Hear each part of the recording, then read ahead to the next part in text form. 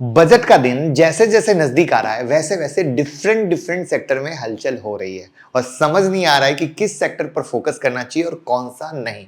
लेकिन एक सेक्टर है जिस पर आप कड़ी नजर रख सकते हैं बजट से पहले, बजट के बाद, वो है रिन्यूएबल एनर्जी। वैसे और भी सेक्टर है बट रिन्यूएबल क्यों, आइए इस पर चर्चा करते हैं आज की वीडियो में, क्योंकि ये है बहुत खास। पहली बार आए हैं तो चैनल को सब्सक्राइब कर लीजिए भैया, डेटा आपके सामने बोल रहा है, वीडियो सब देख रहे हैं, चैनल सब्सक्राइब नहीं कर रहे तो भाई ये तो नेताजी वाला काम हो गया। पूरा काम कीजिए, जल्दी से सब्सक्राइब कीजिए और बेल आइकॉन हिट कर लीजिए, क्योंकि जो मैं लाइव आता हूं वो आप मिस कर रहे हैं और ये आपके सामने है लाइव का प्रूफ, जो मैं लाइव आ रहा हूं। तो पता कैसे चलेगा? नोटिफिकेशन ऑन रहेगा तभी ना। और अगर आप स्टॉक मार्केट में ट्रेड करते हैं, चाहे इंट्राडे हो, स्विंग हो या पोजिशनल हो, तो मेरे 19 साल का एक्सपीरियंस, जो मैं एक ट्रेडर इन्वेस्टर की तरह हूं, गिनीज वर्ल्ड रिकॉर्ड होल्डर हूं, वो आपको सिखाने वाला हूं। यहां पर आप कॉल कर सकते हैं 9708094321 पर। कैसे स्मार्ट मनी ट्रेड करता है, जो हमारा मेन चैनल है, इस पे आप मेरे काम का प्रूफ भी देख सकते हो। क्योंकि आप ऐसे कैसे विश्वास करोगे कि अरे मुकुल अग्रवाल को मैं नया नया फॉलो कर रहा हूं तो मैं कैसे करूं। तो ये मेरा पुराना चैनल है जहां अराउंड 16 लाख लोग मुझे प्यार दे रहे हैं और वहां पर किस तरीके से चीजों के बारे में मैंने बताया है, किया है। तो आप जब उसको मिलाओगे तो आपको समझ आएगा कि रियल हैंड होल्डिंग सपोर्ट जो पूरे हिंदुस्तान में कोई नहीं देता है।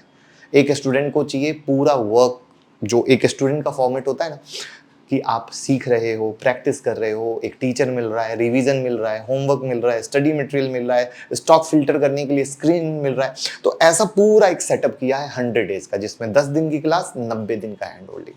तो मौका ना जाए, क्योंकि अभी जो स्टॉक मार्केट में पैसा बन रहा है ये गोल्डन अपॉर्चुनिटी है, क्योंकि यहां पर बहुत बड़ा सेक्टर रोटेशन शुरू हो चुका है। तो वो मौका ना जाए, कॉल कीजिए और टीम से बात कीजिए। तो सवाल ये है कि सरकार फिर से रिन्यूएबल पर क्यों फोकस कर सकती है? तभी तो हम शेयर तक पहुंचेंगे और तभी पैसा लगाएंगे और तभी पैसा कमाएंगे। तो इसका जवाब है चैलेंजेस इन पावर सेक्टर। अब क्या चैलेंज है पहले वो समझते हैं। तो जैसा कि आप जानते हैं कि सरकार का विजन है 500 gigawatt renewable energy install capacity, सही है। और इसके लिए अभी तक सरकार क्या कर रही है? बजट भी एलोकेट कर रही है। लेकिन ये देखना जरूरी है कि बजट एलोकेशन के बाद भी हम कितने टारगेट तक पहुंचे हैं या कितना बाकी है, बराबर। तो मैं आपको एक डेटा दिखाता हूं और बहुत मेहनत से ये डेटा बनाते हैं, निकालते हैं। जैसे ये सरकारी साइट से निकाला, फिर ये हमारी टीम ने खुद से मेहनत करके डेटा का प्रेजेंटेशन निकाला है। तो लाइक तो बनता है दोस्त, मोटिवेशन मिलती है। जहां पर अभी हमारी जो इंस्टॉल कैपेसिटी है, 2024 खत्म नहीं हुआ है गीगावाट में, तो 136.36 तक पहुंचे हैं।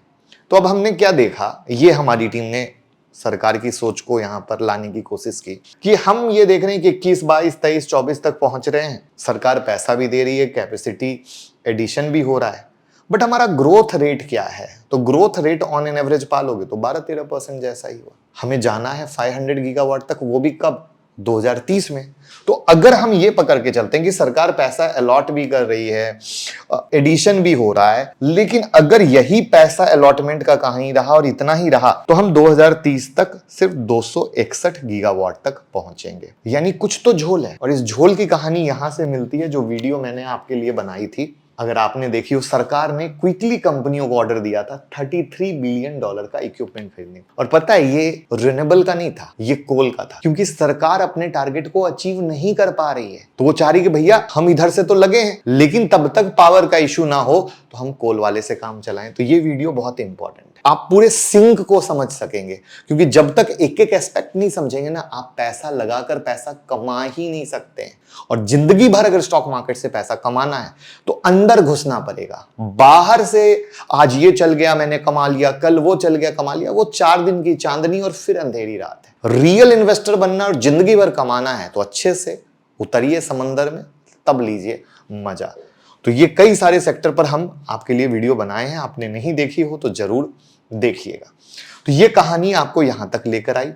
अगर हम CAGR पर आते हैं तो 2021 से 2023 तक जो कैपेसिटी एडिशन हुआ वो लगभग 10% का है, और 500 गीगावाट तक पहुंचने के लिए 2024 से 2030 तक 22% CAGR से ग्रोथ करना पड़ेगा। यानी ये क्लियर है कि काम को तेजी से करना है तो सरकार को किस चीज की जरूरत पड़ेगी?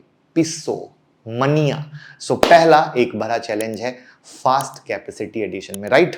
तो 500 गीगावाट तक पहुंचने के लिए छोटे बड़े सारे प्लेयर को इन्वॉल्व होना बहुत जरूरी है, क्योंकि किसी एक कंपनी से इतने बड़े टारगेट तक की उम्मीद नहीं की जा सकती और इसके लिए जरूरत पड़ेगी सरकारी इंसेंटिव की। उसके लिए एक स्टेटमेंट यहां पर आ रखा है गौरी सिंह जी का, जो deputy director general of the international renewable energy agency है, ने इंसेंटिव वाली बात को भी हाईलाइट किया है। तो ये आपके सामने है कि भैया incentive should stimulate market innovation and technology advancement.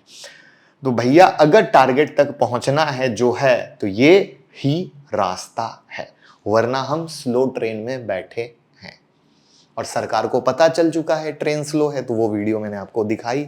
तो ये पिक्चर तो समझ गए, लेकिन अब एक दूसरी पिक्चर है कि जब हम बात करते हैं रिन्यूएबल के बारे में, तो सोलर, विंड, बायो और स्मॉल हाइड्रो पे आते हैं। तो लोग क्या करते हैं, सिर्फ सोलर सोलर सोलर करते हैं। तो आखिर किसका कितना परसेंट है और क्या सिर्फ सोलर तक रहना चाहिए?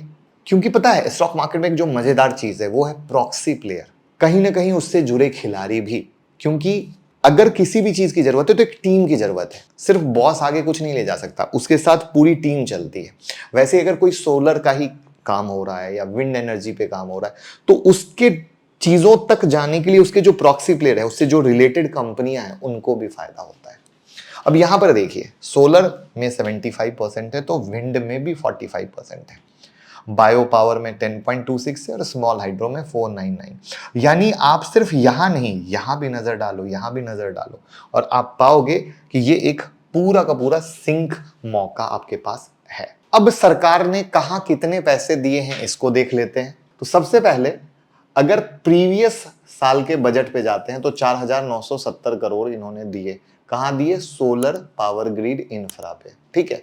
फिर जब अंतरिम बजट आया 2024-25 का, तो उसको बढ़ा के 8500 करोड़ कर दिया, ध्यान से समझिएगा। वहीं पर ग्रीन हाइड्रोजन प्रोग्राम पे आते हैं तो भैया 17,490 करोड़ रुपया एलोकेट किया, ठीक है। यहां पे अगर आप देखें तो ये मान के चल रहे हैं कि मार्च 2025 तक हम 170 गीगावाट तक लेकर जाएंगे। ये यहां पर क्लियर हो गया, ठीक है। दिसंबर 2023 तक ये 136 पे हैं, तो 136 से 170 लेकर जाना है। अब 170 तक लेकर जाना है तो पैसा पैसा और पैसा, क्योंकि काम चलता है सिर्फ पैसे से। वहीं पर अगर आप देखो तो पीएम सूर्योदय योजना भी इन्होंने किया, ठीक है, जिसको बाद में नाम बदल दिया, पीएम सूर्यघर मुफ्त बिजली योजना किया।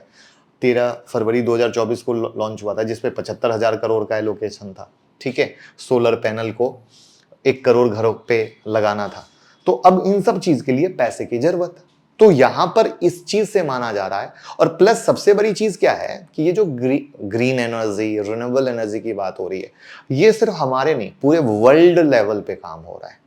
तो उस वर्ल्ड लेवल पे करना है और कहीं से पीछे नहीं रहना है, और खुद को अगर टॉप 3 टॉप 5 में रखना है वर्ल्ड में, तो इसको जितना फास्ट इंडिया करेगी, इंडिया का नाम उतना तेज ऊपर जाएगा।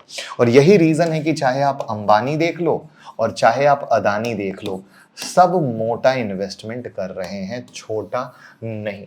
तो दिस इज द पॉइंट कि हम इस तरीके से पूरे नरेशन को समझने की कोशिश करते हैं और तब इस सेक्टर में जाते हैं, इस सेक्टर के स्टॉक को देखते हैं और फिर इन्वेस्ट करते हैं। तो कौन सा शेयर आपके पास है? कैसी लगी ये नई तरह की वीडियो? कमेंट में जरूर बताइएगा। कुछ अलग करने की कोशिश की थी, टिप्स की दुनिया से बाहर निकालकर आपको नॉर्मल जैसे हम सोचते हैं उसके बारे में बताने की, तो जरूर बताइए। और अच्छी लगी तो शेयर बिल्कुल कीजिएगा। Thank you.